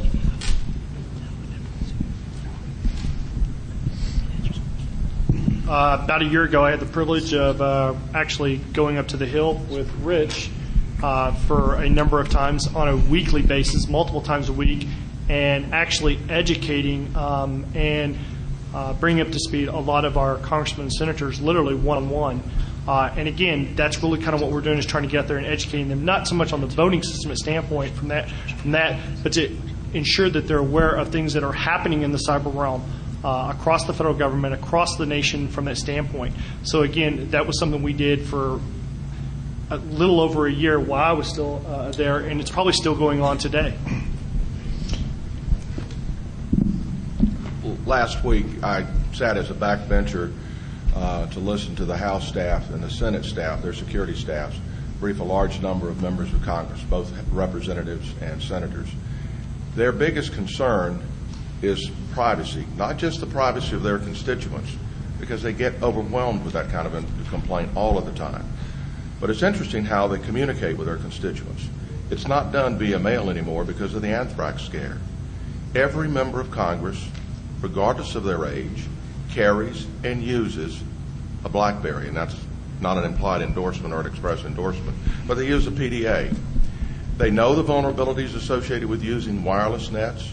They're very concerned about that, and they're very concerned about the security of their systems that are operated in their office by them and also by their staffers. They view threats in a very interesting way. They want to make sure that their adversaries, which is the member of the other political party, is not hacking into their systems. They're very concerned about their security and their privacy for themselves and also for their constituents. I would turn that around on you guys and challenge you. We're at a critical time right now. You have two candidates, and what do you know about their cyber security initiatives? And you should be asking those questions and raising their awareness to this, that it's important, and whoever wins needs to address this.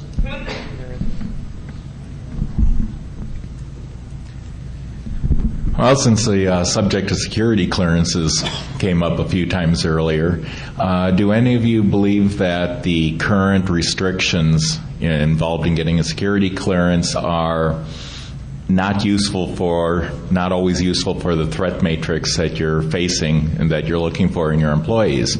Are some of them outmoded for what you are looking for? Have you felt that that's impacted your hiring process? And also, how is TSA going to deal with all of these coming into bags at the airport on Sunday?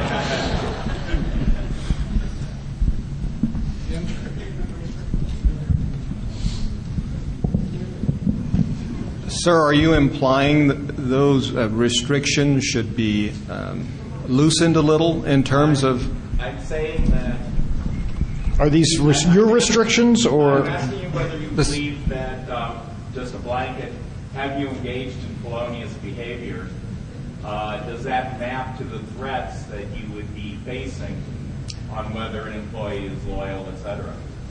Well, post 9/11/2001, I think those questions are probably more appropriate and probably map better to the threat matrix. We have to be just a tad bit more careful, and I expect those limitations or restrictions to tighten as opposed to loosen. At least that's what I've seen. And there's a reason for that. It's called national security. I don't believe we can go the other direction and actually be effective in providing a higher level of security for you and the rest of our general public by loosening those restrictions. So I think they still map well to the threat matrix. I think the questionnaire, certainly the subject questionnaire that you might be referring to is it's been that way for a while, but I think it's pretty comprehensive. Also, it certainly isn't the be-all, end-all of the investigation. It's just the subject's input, right? I mean, we call it a background investigation for a reason, because we're going to take. It's actually one of the last things that's actually reattested to, in the process. An agent comes to see you toward the end of the period of investigation after they know and have investigated you, and asks you those questions directly and has you sign affidavits and whatnot. So the purpose of those questions are not necessarily to be the whole of the investigation, obviously. So, but I do think it's a point of departure. But sir, for them. I can tell you where it's had differences, cultural differences when it comes to polygraphs. It has caused problems for us in terms of recruiting certain people. Certain questions based on cultural differences, we have found that causes us to, what I consider, miss out on a lot of good recruits. But a lot of research went into developing those questions for the background investigations, the polygraphs. So I know we are missing out on recruiting people from certain cultures or recruiting people from certain occupations. It happens, and it's an acceptable loss at this point. It's a trade-off. I think value set counts, not just expertise right. and how good you are and what you know, but values count as well.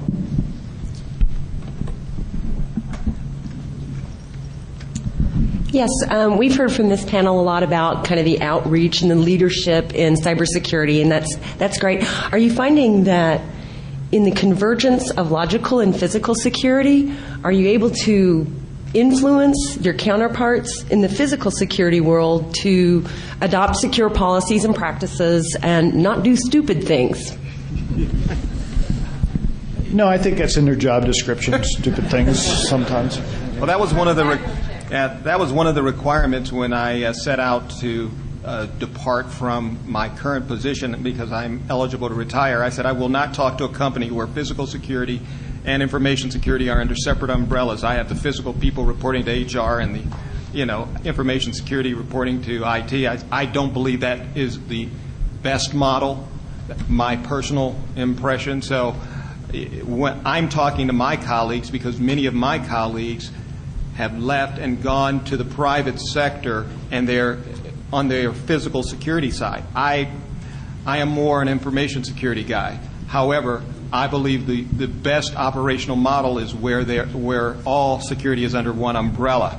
And I have actually talked to a lot of our private sector partners in InfraGard and a lot of our private sector partners in a couple of the other public-private alliances we have about considering that model. Because I don't believe we can be as effective with one over here reporting to HR and so forth. So, and a lot of them have come about come around to that. However, I also have noticed some of them have tried it and gone back to that separate physical and information security model. Why, I don't know. I'm still unsure as to why it's not being attempted more. For IRS, our physical security operations center and our cybersecurity operations center is actually co-located together, so they can work together as one team.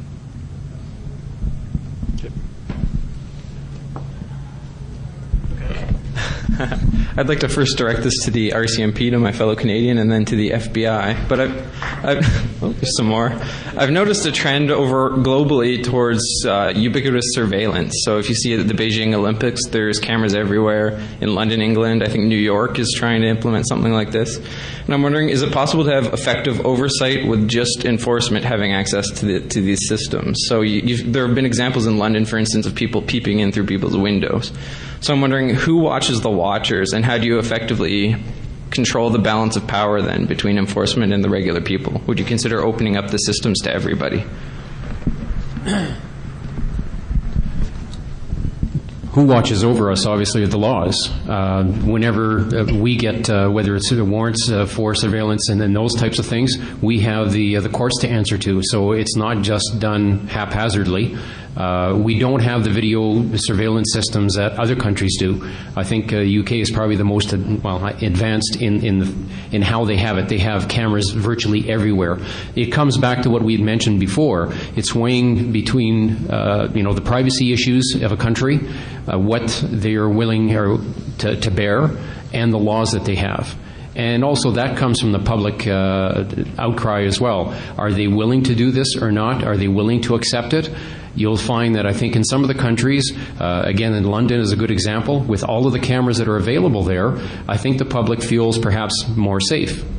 Now, if that were to be done in some cities here in the States or in Canada, I could guarantee you in Canada, at least in some of the cities, there would be a huge public outcry and they would say, no, we don't want that. But from a police perspective, any of the things that we do, certainly we're accountable to the courts. And I think that holds true to probably the States here and any other country. Some other countries are maybe not as advanced, but whenever you get something, a court order, for example, that has to be answered to before the courts.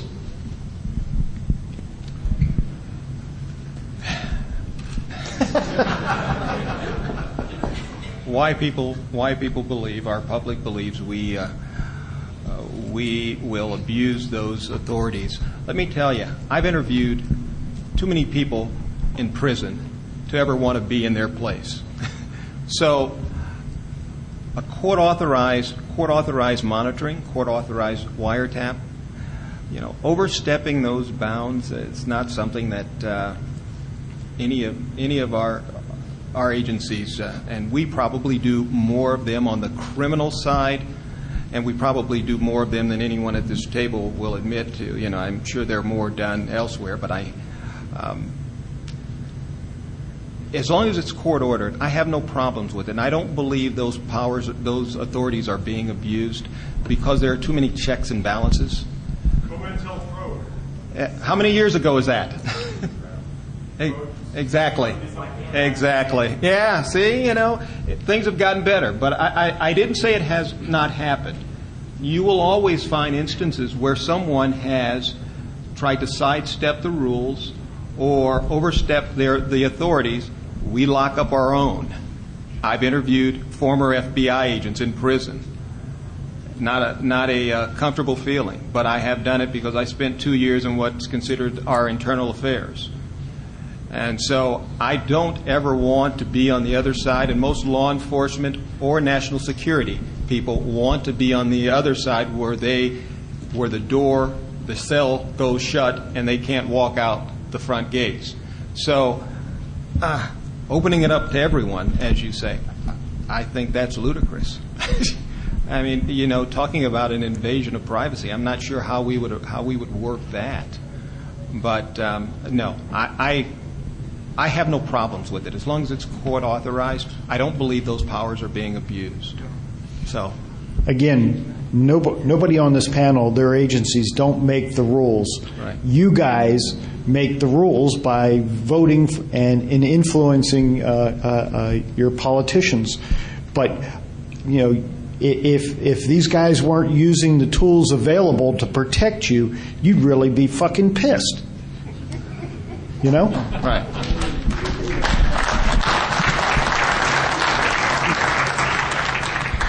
Yeah, what do you think is the role of government in trust? And what I mean by that is the population of this country and everywhere in the world really is using all these devices, commercial devices, in public places like ATMs. So there are reports that people install readers on ATMs to collect information, but the ATMs may be buggered to start with.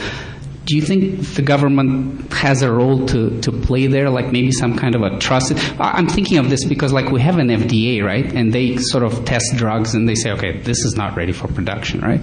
Is there any thought to that, or shouldn't we go? What's your thoughts?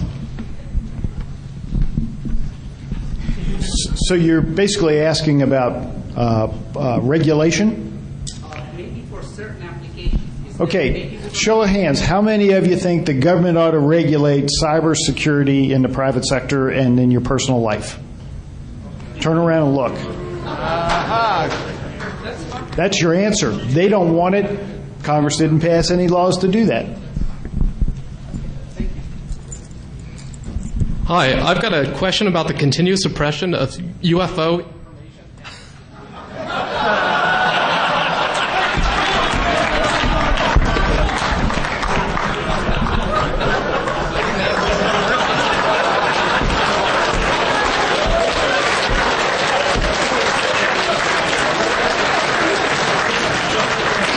Takes one to know one. I got a tinfoil hat for you. You stood in line that long to say that? Got a good laugh. I have a two-part question. The first part is directed at our military people, and the second part is for law enforcement. And the question is this: for you guys were talking about for private institutions, how do we protect them? How does the government help protect them? And you guys emphasized education. The way I think about it, the analogy I like to think about it is like, well, okay, you can educate someone in the real world, for example, put locks on your doors. That'll protect you from your average thief, even a Medico lock.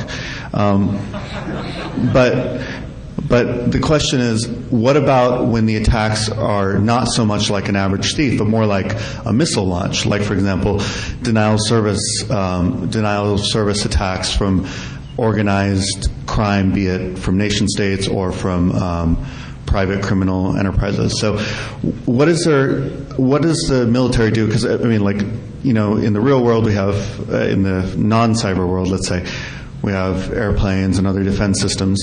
So what do we do on the cyber front to improve our infrastructure and defensive capabilities to protect when education isn't enough? That's my question towards military. And on the law enforcement front, because I'm sure law enforcement... That's all the question.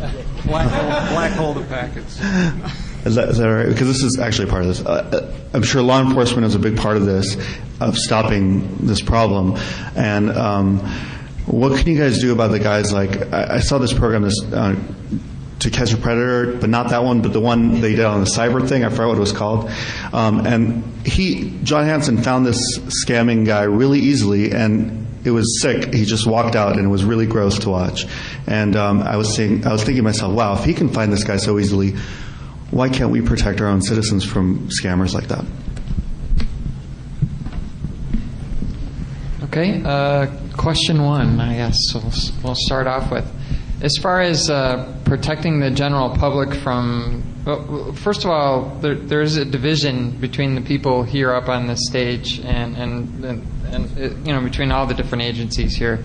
Obviously, I'm the military side, but in order to qualify as a military activity, it really has to be done by another nation state, or go against or go against something that the president declares, you know, a threat, a national threat to our capabilities that way. So in a way, there's a lot of it's not entirely clear all the time where an attack is coming from, obviously, with a botnet, let's say, take for example. So, first problem is going to be attribution, in that case. So, I mean, if another nation were shown to be, were attributed to a particular attack against, say, the U.S. military or against the nation in general, say, some of our major infrastructure, then U.S. CERT and we and others would be having a conversation about, what do we recommend to senior leadership within the U.S., not just the U.S. military, to handle that threat. The answer to that may be, the military mounts, a counterattack. And that attack can take many forms. It could be an electronic counterattack. It might be a kinetic attack, and that's something that the United States Air Force. That's why we're in this business. That's why the Air Force is in this business, because we do bring to the table a set of integrated effects across global integrated effects across the spectrum of conflict. So that's really kind of our view of that situation. So attribution's required, and then a discussion about national level options between the non-military parts of the U.S. government and the military parts of the government going together to senior leadership to determine a way ahead. But I'd like the U.S. CERT to talk about that a little bit too from his perspective. We have two things that we follow. The main one is the National Response Plan, and it covers a lot of different activities on how we handle certain types of activities.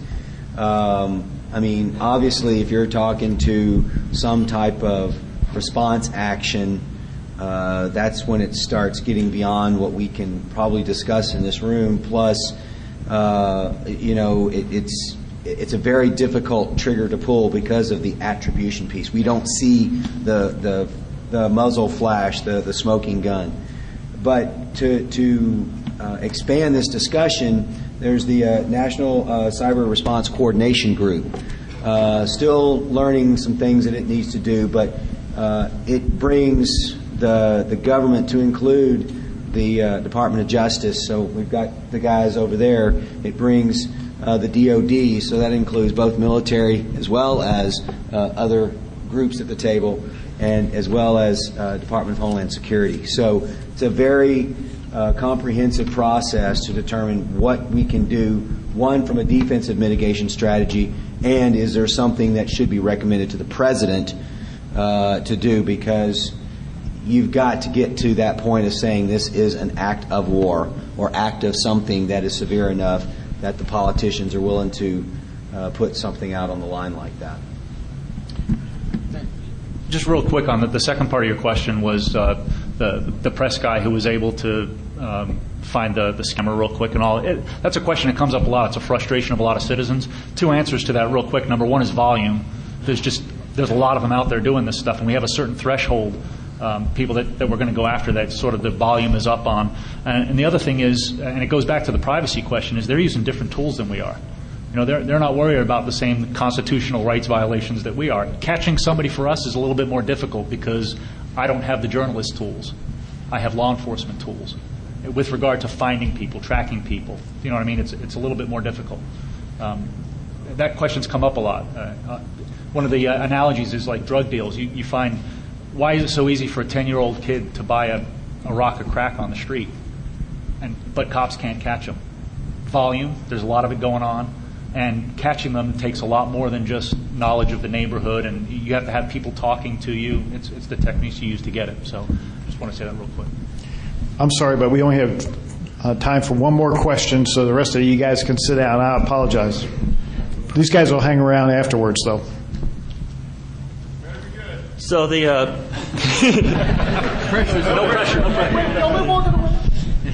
So the typical office software, and including down at the operating system level and at the higher level with things like IE and Outlook and Word and all, have this many years long track record of being just absolutely dreadful for security. And here you are supposedly caring about security, but I gather that you tend to run a lot of this software, despite having some alternatives even developed by the NSA for compartmentalizing things a bit better. What about moving away from some of this stuff with a very obvious, long, defective record, and not moving away from this? Isn't this basically just asking to have yourself hacked into?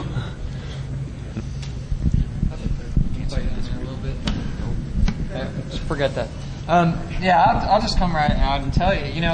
Just like Jim's told you before, you get that government that you elect, right?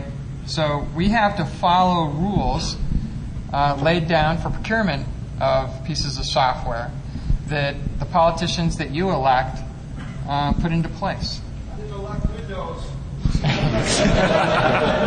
No, but you elect the guys in the Congress that require certain levels of competition, for large bids for software. And so sometimes those competitions are based they are based on many factors, but cost is a major factor in some cases, and verifiability is also another issue too. so shoot back on that one, but at any rate, so that's part of the answer.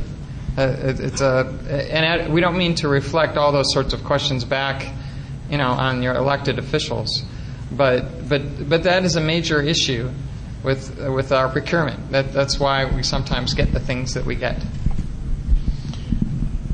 Okay, I'd like to thank first off you guys for the thoughtful questions, except for you, Neil. And thanks for the panel for putting yourself out at risk like this. Thank you.